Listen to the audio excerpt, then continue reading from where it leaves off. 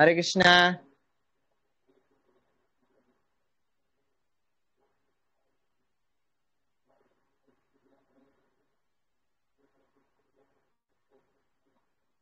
हरे कृष्णा। मो भॉइस आସୁଛି ସମସ୍ତଙ୍କୁ କ୍ଲିୟର?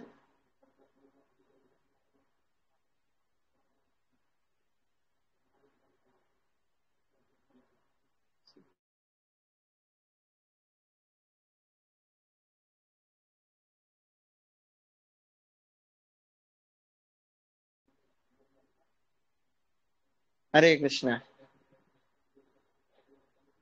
जय राधा माधव कुंज विहारी, जय राधा माधव कुंज विहारी, गोपी जन वल्लभ गिरिवरधारी,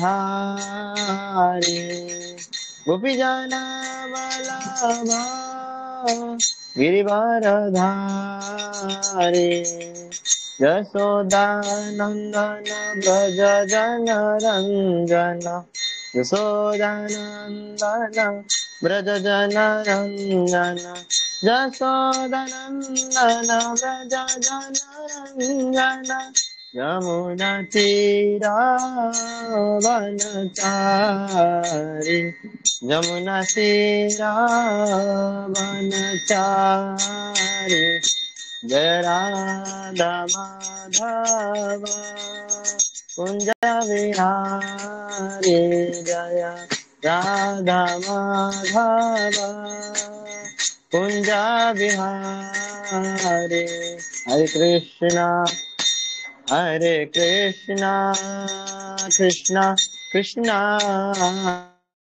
हरे हरे, हरे राम हरे राम, राम राम हरे हरे, हरे कृष्णा कृष्णा कृष्णा हरे हरे, हरे राम राम राम हरे हरे, हरे कृष्णा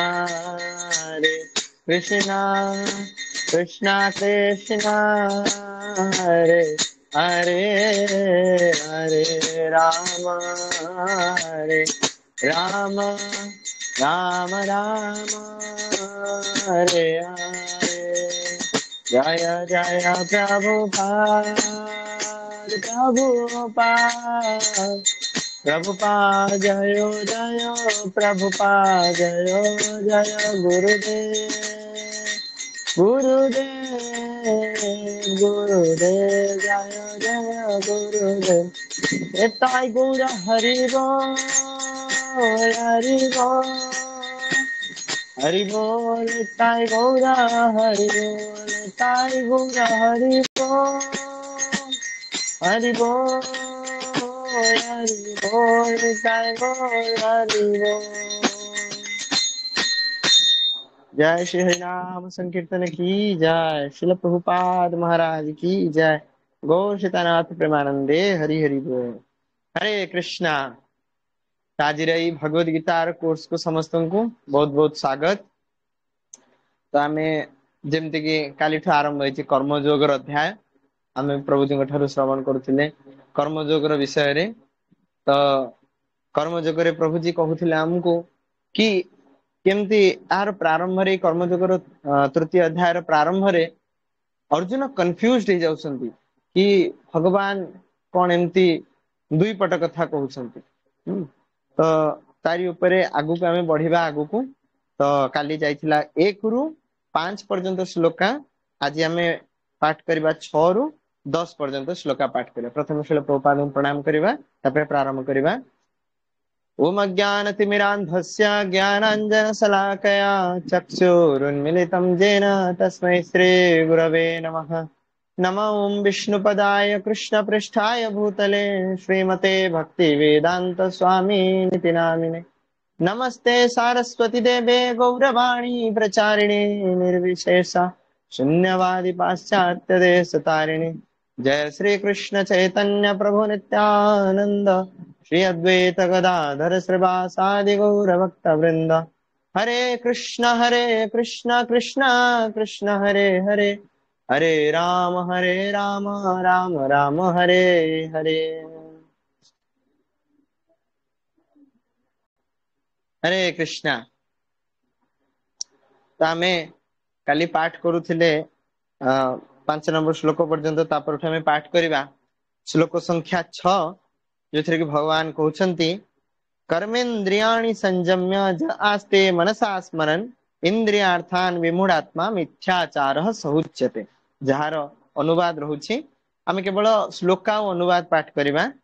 जे कर्मेन्द्रिय मानंकु दमन करिथाए किंतु मनरे इंद्रिय भोग्य विषय वस्तु गुडी को चिंता करुथाए, से निजको ही ठके, ताकू मिथ्याचारी बा छलनाकारी बोली कुहा जाए। तापर श्लोक संख्या 7, जस्तिन्द्रियाणि मनसा नियम्यार भरते अर्जुन कर्मेन्द्रियैहि कर्मयोग मसक्तः सविशिष्यते। एथिरे अनुवाद रहिछि एभଳି, अन्य पक्षरे जे मन साहाଯ୍ୟରେ इंद्रिय संयम करी अनासक्त भावरे कर्मठ कर्मेन्द्रिय मानकु भक्ति जोग मार्गरे भगवत सेवारे नियुक्त करे, से उत्कृष्टतर अटे। तापर श्लोक संख्या 8, नियतम कुरु कर्म कर्मत्वम कर्म ज्यायो ह्यकर्मणः शरीर जत्रापि च तेन प्रसिद्धेद कर्मणः। এই শ্লোকৰ অনুবাদ, तुमर निर्दिष्ट कर्तव्य कर्म करी जाओ, कारण कर्महीनता अपेक्षा कर्म करिबा बरं उत्तम। काम न कले व्यक्ति तार शरीरर रक्षा भी करि परिबो नाही। श्लोक संख्या 9, कर्मणो अन्यत्र लोको अयम कर्म बंधनः तदर्थम कर्म कौन्तेय मुक्त संगः समाचर। श्लोकर अनुवाद, विष्णु का प्रीत्यर्थे बा यज्ञार्थे कर्म करने को हेबो, नचेत कर्म के व्यक्ति को ए भौतिक जगत रे बांधिब। तेणु हे कुंती पुत्र, तुमे तांकर अर्थात भगवान कर प्रीत्यर्थे तुमर कर्तव्य कर्म करि जाओ, एवं ताहा कले तुमे सर्वदा अनासक्त होई रही पारिबो एवं बंधन मुक्त होई पारिबो। श्लोक संख्या 10, आदिकार शेष श्लोक आमर, सहजज्ञः प्रजा सृष्ट्वा पुरोवाच प्रजापतिः अनेन प्रसविष्यद्भस्मेश बोस्त्विष्ट कामधुक्। सृष्टिर प्रारंभरे प्राणी मानंकर प्रभु मानव और देवता आदि प्रजा मानंकु यज्ञ कर्म भगवान विष्णुंकर प्रीत्यर्थे यज्ञ सह पठाइले एवं सेमानंकु आशीर्वाद देई कहिले, हेहि यज्ञ कर्म कर, तुम्हे माने सुखी हुआ, कारण ए यज्ञ अनुष्ठान कले तुम्हे माने समस्त काम्य वस्तु पाई परिबा। हरे कृष्णा। तेई जो कर्मयोगर अध्याय रहिछि, तो पूर्वर मध्य गोटे कर्मयोग जाइछि, ये गोटे कर्मयोग सॉरी आगु एटा गोटे कर्मयोग कथा कहबो, आगु मध्य आ गोटे कर्मयोग विषय कहजिबो। तो ये जो कर्मयोग विषय भगवान कहउचंती प्रकृत रे भक्ति ऊपर कहउचंती। केमिति जानिबा ना, प्रथम रु ही भगवान क्लियर कर दउचंती कि भगवान आगु को कर्म विषय कहबा जाउछंती। प्रथमे भगवान यहा अर्जुन को सुनेले कि बुद्धि हो जे सबटु श्रेष्ठतर, ये जो सकाम कर्म करबा अपेक्षा बुद्धि हो जे सबटु श्रेष्ठतर। तो अर्जुन कहले हाँ ठीक कथा, मोर भी बुद्धि एवं मोर कहूची कि सब किसी भाई मान सहित युद्ध न करिकी काई एते बड़ हत्याकांड रचना करी, ताठारु भल सब किछि छाड़ी मु पळेबी जंगल को, सेठी जाईकी सब किछि विरक्त होई सन्यासी विरक्त सन्यासी भाव रे सेठी तपस्या करी। किंतु भगवान पुणी कहउचंती कि हाँ सकाम कर्म ठारू बुद्धि होची श्रेष्ठतर, किंतु तुमे बुद्धि सहित कर्म कर। अर्जुन कंफ्यूज हो जाउछंती, सकाम कर्म को कहउतनी न करिया पई कि बुद्धि अनुसार करबा को कहउछंती, पुण कहउछंती बुद्धिर अनुसार ही किछि करबा को कहउछंती। तो मो बुद्धि कहउची सन्यास न पई, किंतु सन्यास न पई ये मना करछंती, ता ऊपर पुणी कहउछंती बुद्धि लगाई पुणी कर्म करिया कथा कहउछंती। तो एठी देखा जाउछि कि अर्जुन ये जो कर्म को से भाबुचंती कौन ने, जो कर्म होची सामान्य कर्मटा आमे जहा किछि डे टू डे लाइफ रे करूचे, ये कर्म भगवान जो कर्म विषय कहउचंती, भगवान ए डे टू डे लाइफ रो कर्म विषय बा भौतिक कर्म विषय कहउचंती। किंतु ना, भगवान ए भौतिक कर्म विषय कहउनांती। भगवान प्रकृत रे कहते कि हे अर्जुन मु तुमको पूर्वर दुई प्रकार व्यक्ति विषय कही गोटे प्रकार व्यक्ति जो मैंने कि मनन चिंतन करी से माने भगवान का आराधना करती आउ गोटे प्रकार व्यक्ति कथा कही जो मैंने कि भक्ति पूर्ण सेवा माध्यम से कर्म कर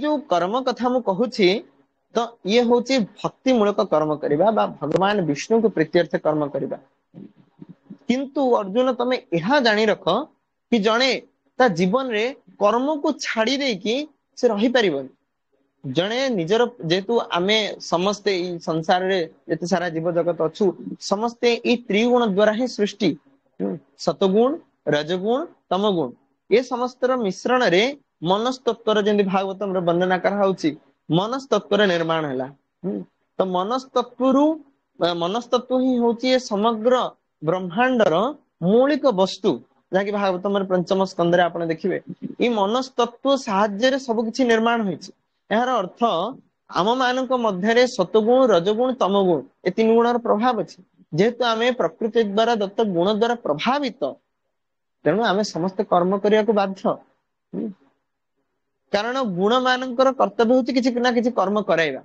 तो आमे किभଳି यदि आमे तीन गुण रु ही जात होइछे ताले आमे निष्कर्मण होइकि केमति रही परिबा बा कर्म न करिकि केमति रही परिबा तो भगवान कहउछन जेतु जीव जगत माने गुण रु ही तयारी होइछंती प्रकृति रु ही तयारी होइछंती तेणु एमाने कर्म करिया को बाध्य एही कर्म न करि रही परिबेनी तेणु किभଳି कर्म करबा दरकार भगवान कहउछन आगु मध्ये वर्णना करबे अन्य कर्म जोगरे भगवान सिटी कहबे तीन प्रकार कर्म कथा कहबे तो तीन प्रकार कर्म कौन कौन अकर्म विकर्म आउ कर्म कर्म अकर्म विकर्म तो कर्म कौन भगवान कहबे कि जहाँ शास्त्र द्वारा अनुमोदित कर्म ताकू कहाउची कर्म प्रकृत कर्म विकर्म कौन बा शास्त्र विरुद्ध रे जो कर्म करा जाए ताकू विकर्म बोली कहा जाए आउ अकर्म कौन ना आगु जेंति भगवान कहबे कि यज्ञ अर्थे कर्म करिवा कि यज्ञ पाई कर्म करिवा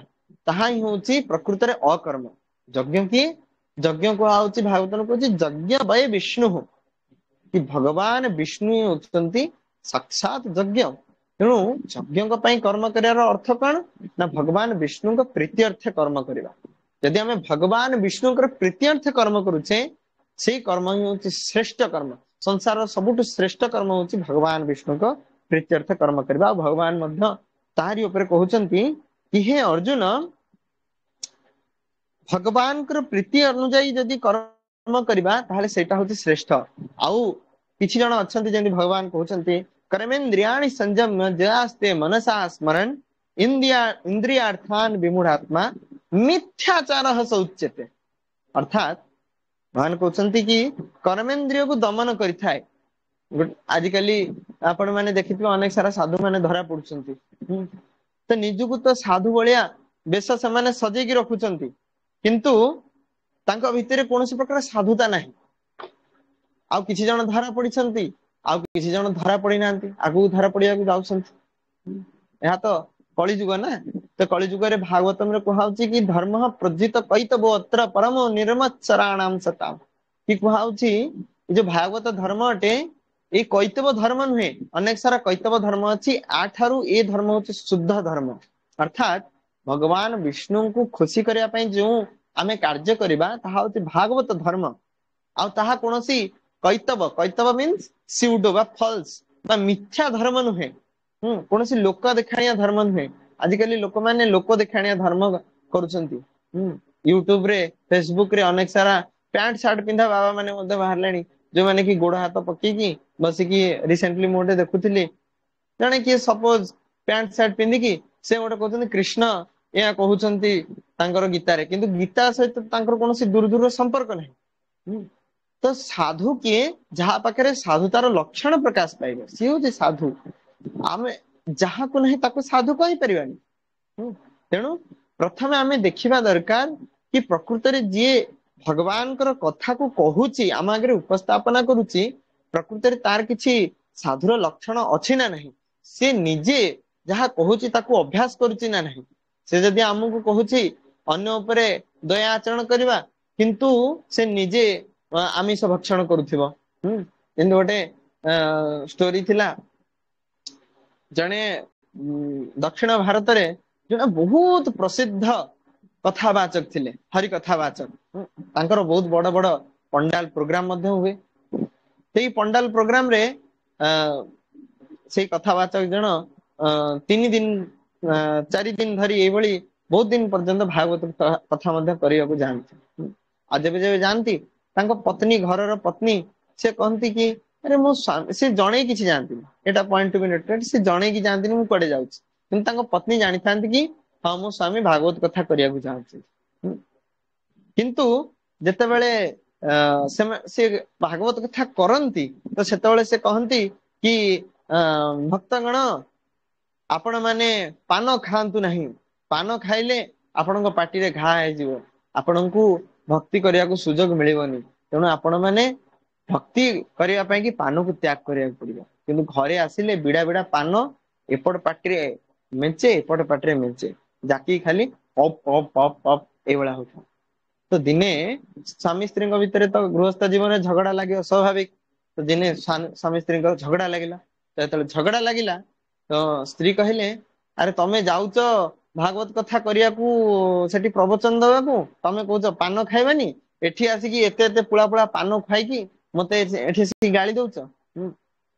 ତ ସେ ସୋ କଲ୍ଡ ସାଧୁ ଜଣକ କହିଲେ କି ଆରେ ସେ ସବୁ ତ ଭାଗବତରେ ଲେଖା ହେଇଛି ଖାଲି ଲୋକମାନଙ୍କୁ ଶୁଣେଇବାକୁ, ସେଟା କଣ ମତେ କରିବାକୁ କୁହାହେଇଛି? ମୁଁ ଭାଗବତ କଥା କରୁଛି ମାନେ ମୁଁ ବହୁତ ଉଚ୍ଚ ସ୍ଥିତିରେ ଅଛି। ତ ମନେ ରଖିବା ଦରକାର, ଏଇଭଳି ଭଣ୍ଡ ସାଧୁ ମାନଙ୍କ ଠାରୁ କେବେ ହରିକଥା ଶ୍ରବଣ କରିବା ଉଚିତ ନୁହେଁ। ଯେମିତି କୁହାଯାଇଛି, ଅବୈଷ୍ଣବାତ ମୁଖାଦ ଗିରିନାଥ ପୂତ ହରିକଥାମୃତମ୍ ଶ୍ରବଣମ୍ ନୈବ କର୍ତ୍ତବ୍ୟମ୍ ସର୍ପୁ ଉଚ୍ଚିଷ୍ଠ ଯଥା ପୟମ୍।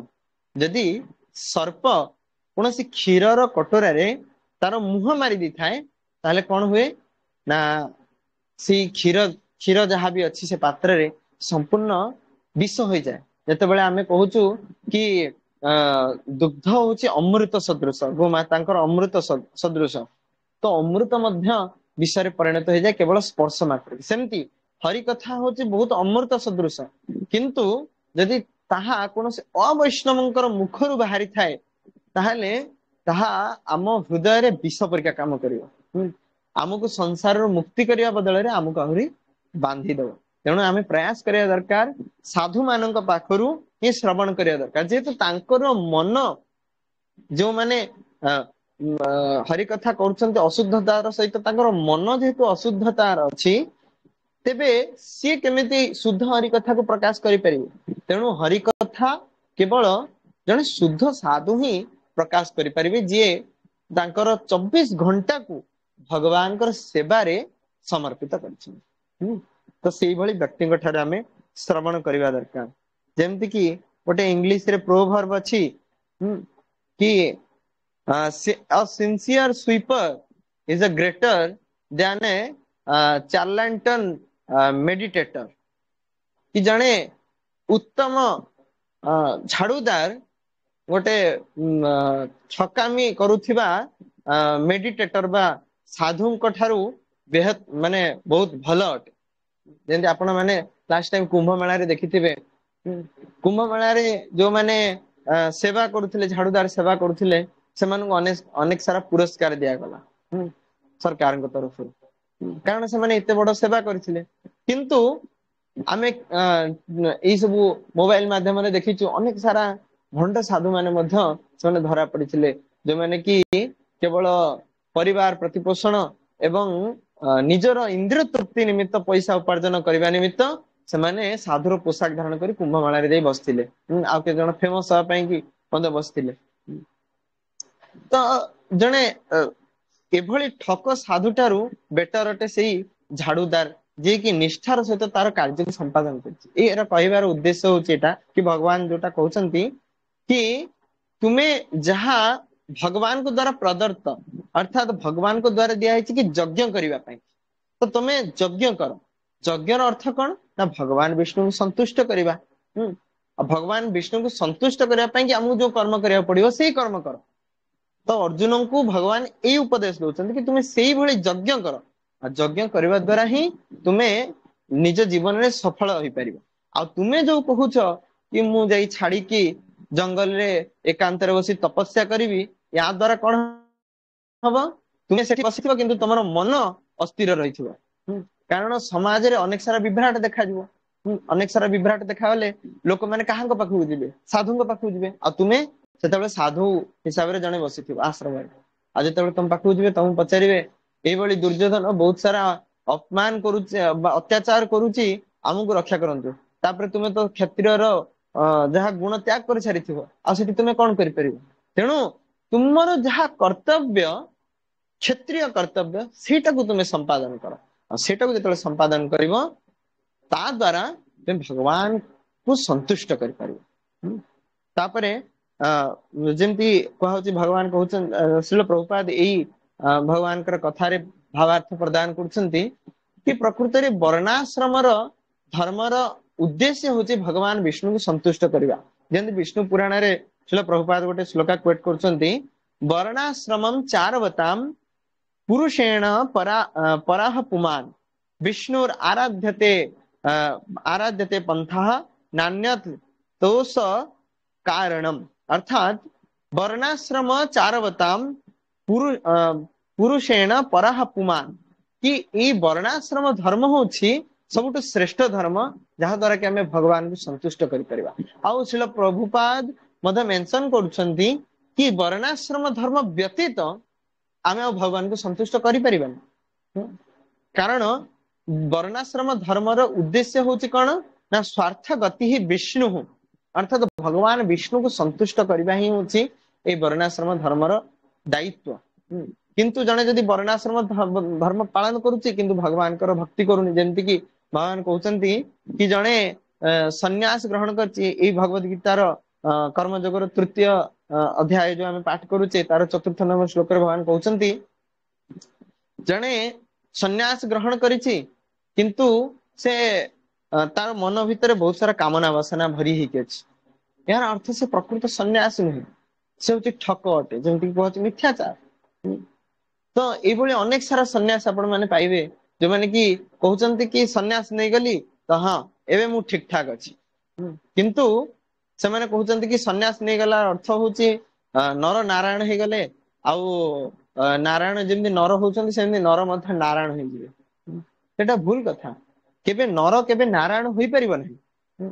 नारायण हो नर आकार रे आसी परिबो, जेमति जण उच्च पदस्थ अधिकारी से तळ पद को आसी परंती, किंतु जेमति गोटे राजा जेमति आगुरु राजा राज कार्य संभाळिबा पई कि राजा माने से माने कोन करथिले निजको छद्म वेश धारण करथिले।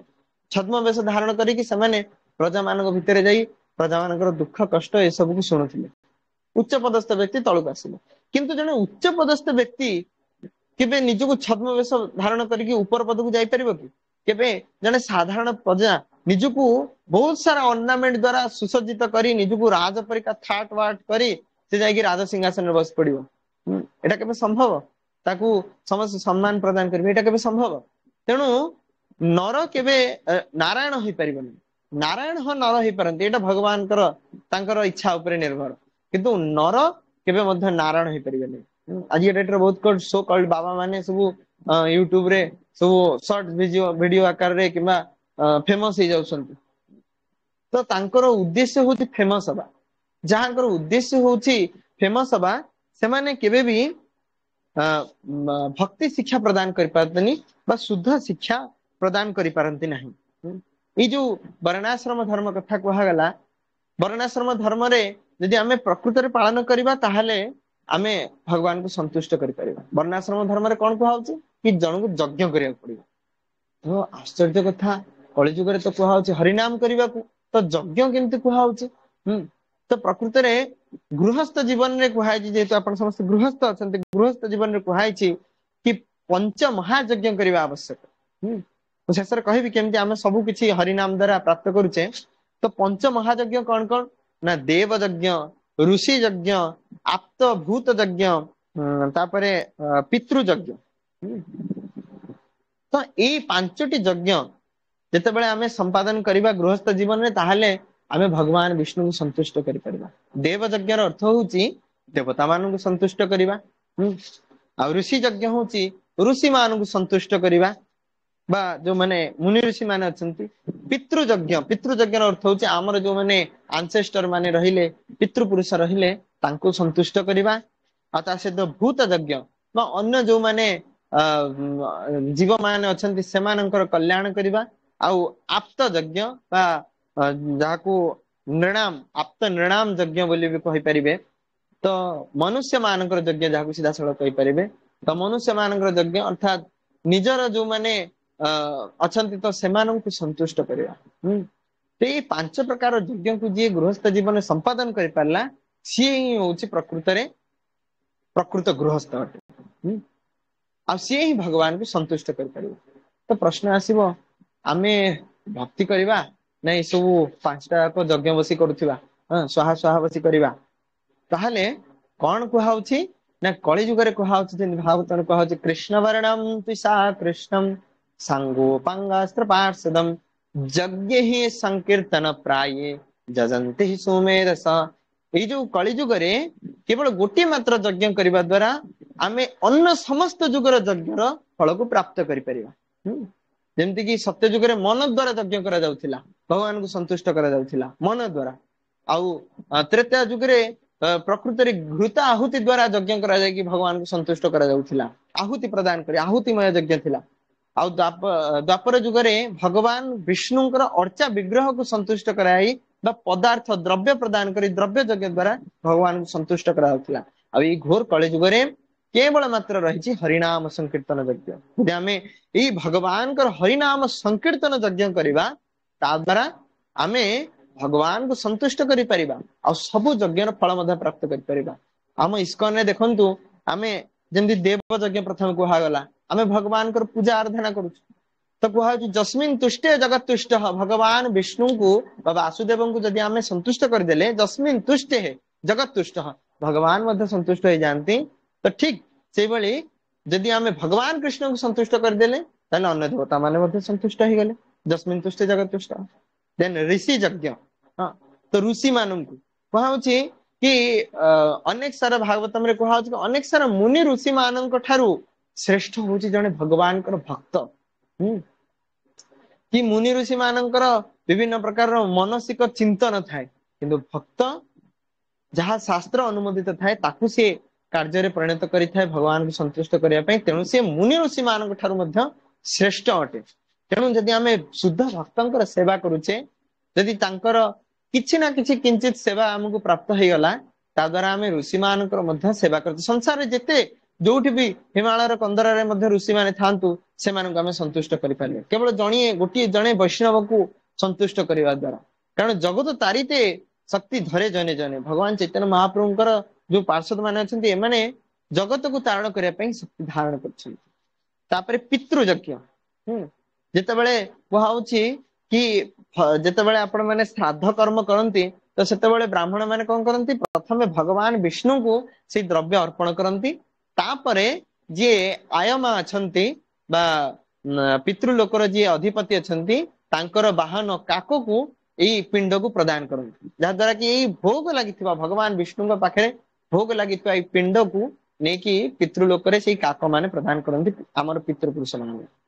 किंतु जेतेबेले आमे एठी भगवान को प्रत्येक दिन भोग अर्पण कले बा प्रसाद बने कि आमे ताको प्राप्त कले ता द्वारा कोन हैला ना आमर जेते सारा पितृपुरुष थिले समस्त संतुष्ट हो गले। नृत्यंती पितरहो सर्वे प्रियंती सर्वदेवता कि नृत्यंती स्वर्ग रे पितृपुरुष माने एमाने जेतेबेले तांको देखନ୍ତି तांकर वंश रे जने वैष्णव जात होई जाईची सेतेबेले एमाने आनंद रे स्वर्ग रे नृत्य करंती। आउ शेष रे रहिला भूत और नृणाम यज्ञ। भूत अर्थात अन्य जो जीव माने ता आमे इस्कन तरफ फूड फॉर लाइफ प्रोग्राम करूछे आ ता सहित अनेक सारा संडे फीस्ट रे प्रोग्राम मध्य करूछे अनेक सारा जो माने जीव माने अछंती सेमान मध्य खाद्य प्रदान करा जाउछि ता द्वारा मध्य सेमान मध्य भूत यज्ञ मध्य सफल होछि। आ शेष रे नृणाम ए संडे फीस्ट कार्यक्रम माध्यम रे आमे लोक मानकु डकउचे तांको भक्ति शिक्षा दउचे ता सहित तांको प्रसाद मध्य प्राप्त कराउचे।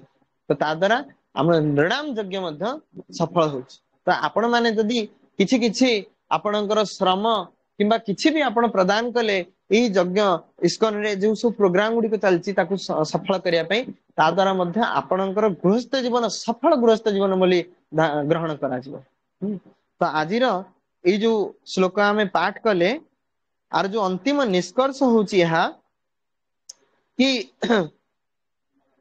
जिते बळे गोटे पशुर जीवन को देखिबा पशुर जीवन में केवल निजर इंद्र तृप्ति पाई थाए पशुर जीवन आ सेतरे कोनोसी कंट्रोल न थाए तार इंद्र तृप्ति रे कंट्रोल न थाए।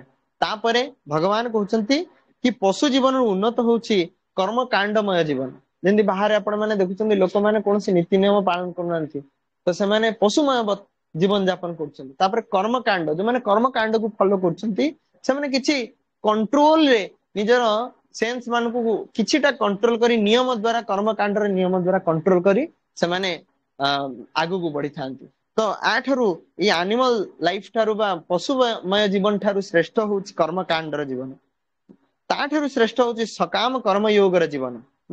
सकाम कर्म योग रे कोन ना से कर्म कांड रे से इच्छा करन हां मु जदी एई भली पूजा करिवि देन मते एई भली वर प्राप्त हम।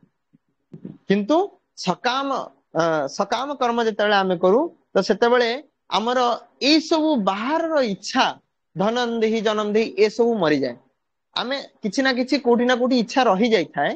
किंतु जेंति भक्त माने सकाम कर्म करिथांती कि से माने भक्ति करबा द्वारा मोर उन्नति हबो निजस्व उन्नति हबो। तो ई निजस्व उन्नति कोठी ना कोठी रही जाय थाए अन्य अन्य मानकर उन्नति थारू छाड़ी दे कि निजस्व उन्नति रही जाय थाए। कर्म कांड रे किंतु अन्य मानकर उन्नति थाए। अन्य क्लास रे हम विषय रे मध्ये डिटेल चर्चा करबा आज शीघ्र शीघ्र शेष कर दोछि। तापरे आसुछि सकाम कर्म ठारू श्रेष्ठ होछि निष्काम कर्म योग बाकू आमे कहि परिबा साधना भक्ति।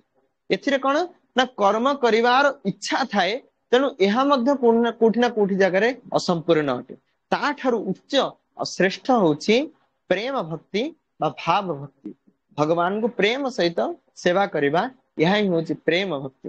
तो आजिर ए जो जर्नी थिला एनिमल लाइफ रु कर्म कांड रु सकाम कर्म योग सकाम कर्म योग रु निष्काम कर्म योग निष्काम कर्म योग रु प्रेम भक्ति बा भाव भक्ति भगवान ए विषय रे प्रतिपादित आज कले कि सबुठ श्रेष्ठ होछि यज्ञार्थ कर्म अर्थात भगवान विष्णु को संतुष्ट करिबा। हरे कृष्णा गोटे मिनिट टाइम नबा ये जदि कहांकर किछि प्रश्न अछि से पचारि परिबे। हरे कृष्णा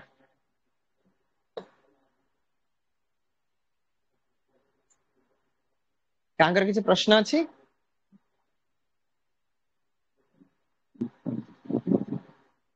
किछि भी नहीं ठीक अछि शेष करिबा आज र क्लास के कहउचंती।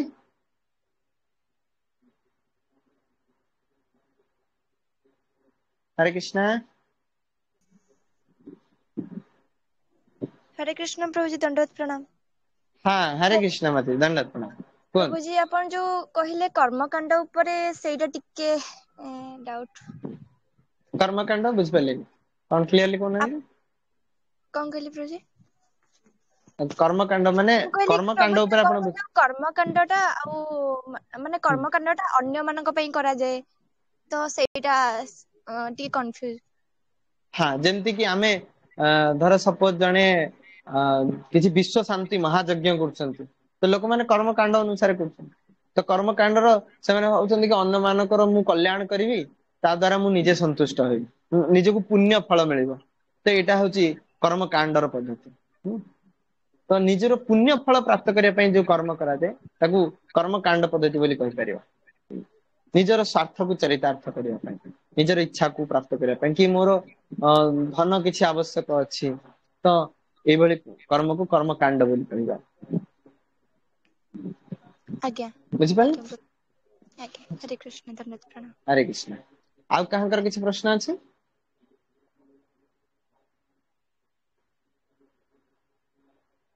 आ कहांकर किछि प्रश्न नहीं ठीक अछि आज क्लास को एठी शेष करिबा। शिल प्रभुपाद की जय शिल गुरुदेव की जय निताई गौर प्रेमानंदे हरि हरि बोल।